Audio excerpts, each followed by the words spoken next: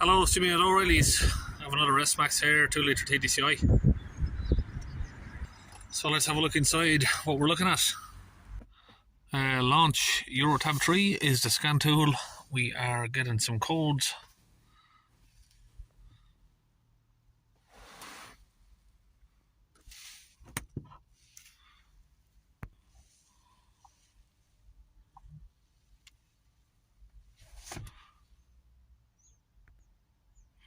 So we have particle filter restriction, forced limited power, means it's in limp mode. Sud accumulation, the DPF's blocked. Vehicle conditions are incorrect for a DPF regeneration, particle filter regeneration. And the exhaust temperature is too low for the particle filter regeneration. So 9 times out of 10, that means that the vaporizer is blocked, so the exhaust temperature is not reaching. Now, I've probably done well over 100 of those for that, but recently I have come across one that this problem, after the DPF was cleaned and we accelerated it up, the DPF pressure came down way too low, so at 3000 RPM we were getting around about 20 millibars. What that means is the DPF is damaged, and there would be either a gaping hole all the way around the shell of the DPF, or the DPF itself was cracked and it's letting way too much pressure out. So either one of those items are going to be causing this. So we're out from the code, we'll go to the data stream or live data. Okay, so we have 20 millibars of pressure, 220% on the DPF soot.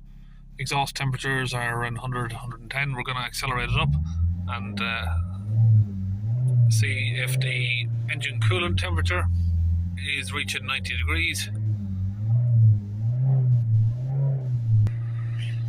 So just hold the revs up for a minute, around about 3000 RPM. We have sort of 230, 240 millibars of pressure, waiting for the temperature, see if the coolant temperature is going to rise up. Quite common to have failed thermostats on these. Okay, so coolant temperature there is working fine. So we're just now going to concentrate on the DPF. Okay, I'm under the car. We're just taking off this little cross member bracket here.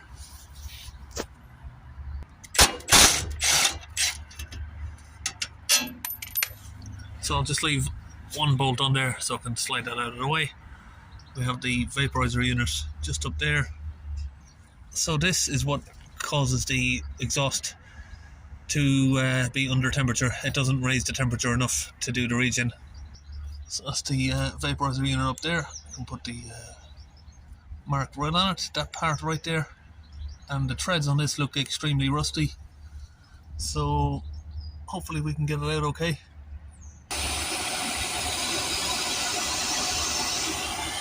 This is a torch here, blow torch, just to get it hot.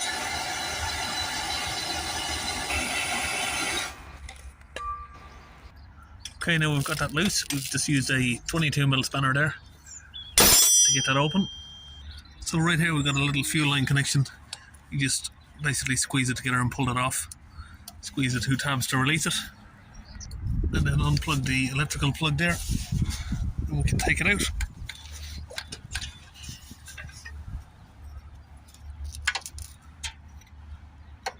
You can see that's hot.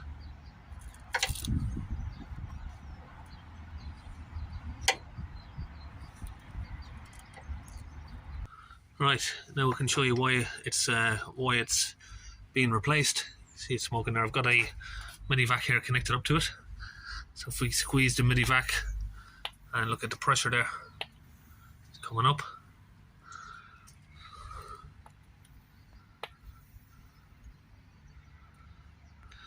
So what that will be doing, it's blocked up, so it's not getting enough fuel into the particle filter to raise the temperature. Now if I connect it up to a brand new one here, you can see if we squeeze it, we don't get pressure. So I've got this one to fit onto the vehicle here. I've got another 3 of those to fit today actually. But I know some people say they're very problematic, but I don't really think they are. I mean, usually need replacing around 100,000 miles, and you can clean them, which isn't always 100% successful, but I do clean them sometimes. I suppose while we're under here, I'll show you this. Now, he's been to Halford's, and they said that the exhaust temperature too low. Could have been maybe down to this exhaust temperature sensor. They replaced that, charged them £600 for it. It didn't work, of course. So I don't like saying, you know, other people aren't doing the job properly, but I suppose if you don't mention it, people don't learn.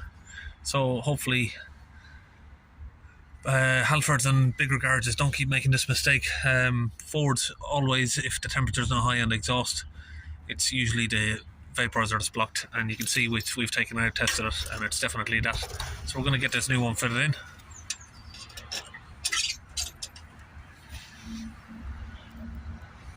Okay, that's the new vaporizer in there.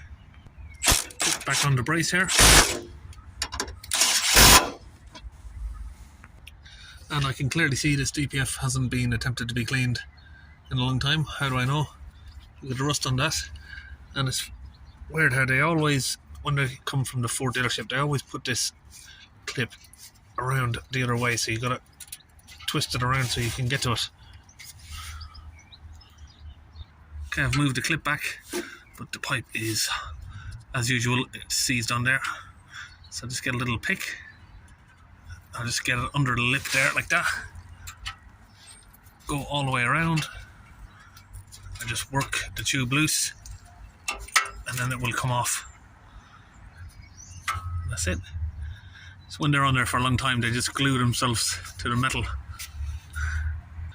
Okay, now I just use a little bit of fuel hose just to get the comb pushed in there to make a nice tight seal into the pressure sensor hose that goes into the DPF. And then you'll see you've got the other one that goes after the DPF there. Okay, now we can squeeze the trigger, get the fluid in there.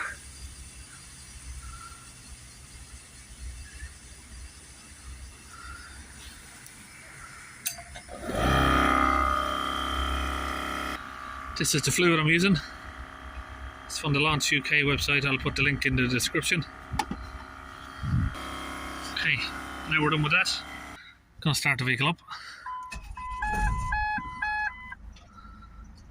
Now, a very common one, I've seen an awful lot of people spend absolute thousands upon thousands trying to fix their DPF, and they gave up, end up coming down to me. I had a guy come down from Scotland with a Citroen Relay, spent £6,000 on the van. Nobody could figure out what was wrong with it. He drove all the way down to see me. You see this ambient temperature sensor down there? That was blank, wasn't reading. All he needed was a little ambient temperature sensor. As soon as we put it in, the van was perfect. So I'm just going to give it a few revs now. Get that fluid pushed out.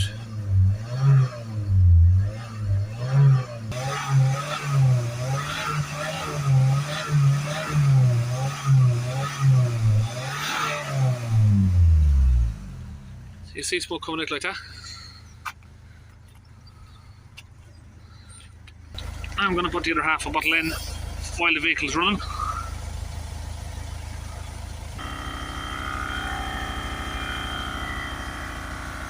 That's the Milwaukee compressor I'm using. Okay, so that's gone in there with the engine running. So we just put all of the hose back on there, back to the DPF. Okay, back in the car to differential pressure again. We'll get that up. Go to the HPA. Hold it up at 3000 RPM.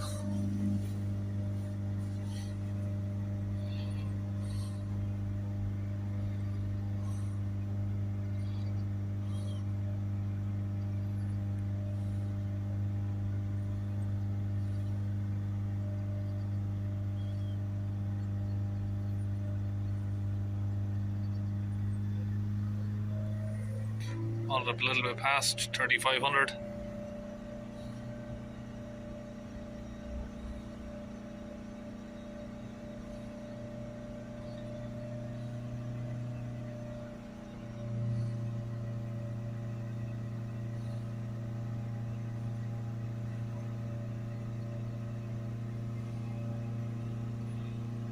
don't really want to see it coming any lower than that now, really. Otherwise, it points to the DPF is damaged.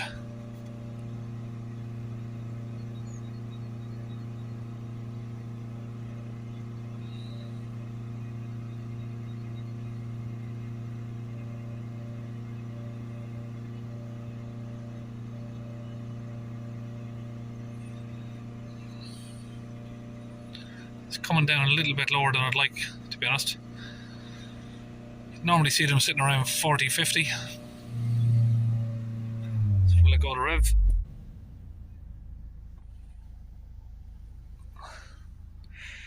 Yeah, it's at 0. These Ford Corrie Light DPFs, you don't usually see them go lower than sort of 5 millibars, 3, 4. You should see something on idle. It's a little bit too low for my liking, I think. DPF's probably a little bit damaged.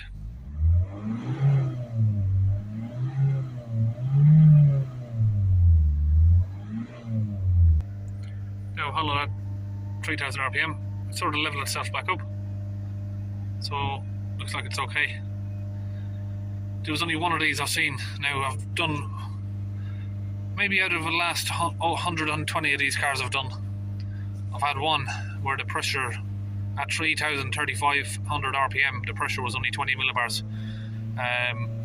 What that was causing the symptoms of is the car would constantly, I don't know if there was a software issue with that car as well, but it was constantly trying to regen. So every time you switch the ignition on, you could hear the vaporizer pulsing the pump, and each time you drove it down the road, it would come up with a fault saying that the exhaust temperature was too low. Now, unfortunately, I didn't know that was the case until after we cleaned it, which is, yeah, it's unfortunate, but sometimes there's no way to tell. The only thing is now with this, don't know if maybe the sensor's a little bit dodgy. Sometimes these sensors always do that after a clean. Maybe a little bit of the vapor or steam sort of affects it for a while. Well, this one seems to have evened itself out again. It's not uncommon, I've seen that happen a couple of times. We'll come back. As you can see, we've got good temperature on the DPF there. If the DPF was cracked or hollow, you wouldn't get these temperatures because it would be too free flowing. The more resistance there is in the flow, the higher the temperature is going to get. Okay, so we just cleared the fault codes and go to special functions, powertrain control modules, reset the particle filter learned values.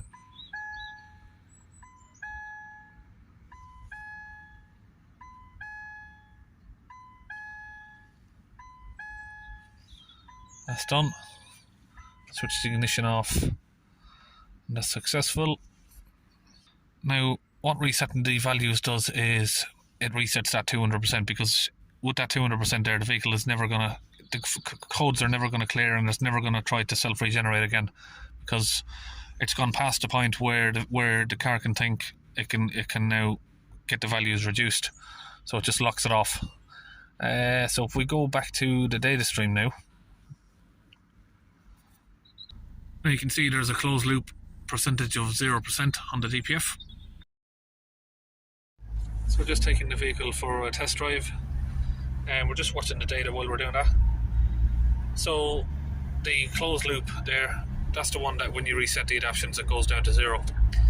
The open loop itself, you can't reset that one. That's just a calculation the car makes on its own, and it's got to drive it to relearn that. So that will come down over around about 10 to 15 miles, and once that comes down, this will automatically start coming back down with it. At the moment that's going to increase slightly, and then it will come back down again once the open loop has come down. So the difference with that is, this is the actual live sort of readings coming from the DPF. This one is calculations basically that the car makes up on its own accord, and you can't reset it, you just have to let the car calculate itself back down. You can see it's come down from up around the 200% down to 112, and it will slowly just drop down now. And we can see there that the DPF is now reaching proper regenerating temperatures, 600 to 600 degrees. Just waiting for this to come down. A couple of more miles should do it. Now from the looks of this area, the car itself is doing its own regeneration. It doesn't need to do one, but just because of the calculations that were set so high before, the car has calculated it needs to do a regen. So it's going to do that until this percentage comes down from the open loop. So now we can see the percentages coming down, and the top one is coming down with it now, and then the exhaust temperature as well is coming down. Well done. Read the fault code if we haven't got any left. Just confirm. That's it, we're all finished. See you in the next video.